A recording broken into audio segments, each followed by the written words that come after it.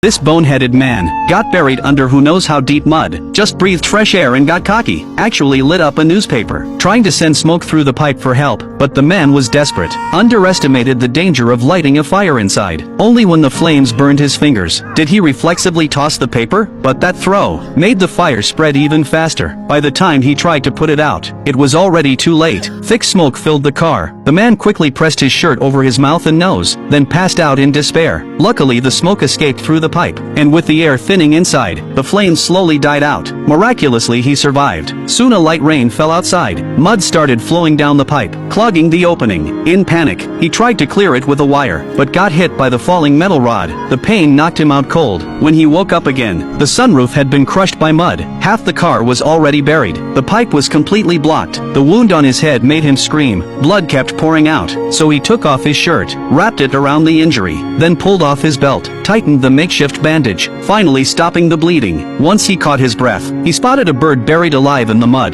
The man knew if he didn't act fast, he'd end up just like it. Right then, more mud started collapsing. The man let out a furious roar, frantically grabbed some fabric, tried to plug the cracks in the sunroof, but it was useless. He sobbed in frustration. In despair picked up his phone, forced calm to record a message for his wife. When he finished, he broke down crying, then started drawing on the window, finally tapped the glass with a pen.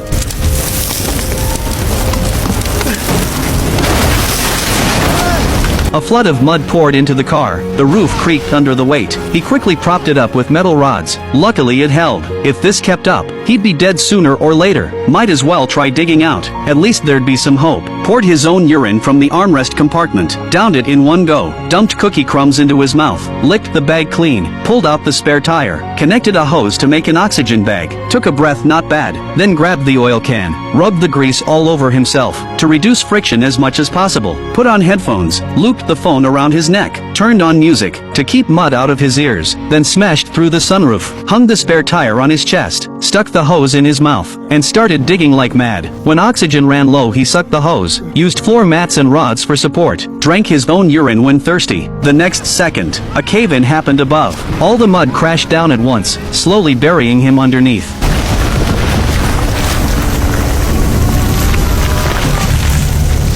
Who knows how long later, fingers slowly emerged from the mud, driven by sheer will to live. Holding his breath, the man clawed his way out, pushed his head up, spat out mud with effort, gasping for air. Turns out the loose dirt gave him a fighting chance. Once he caught his breath, he painfully reached up and pried the mud apart. The next moment, he saw the most breathtaking sunlight of his life. The man was ecstatic, desperately stretched his hand toward the light.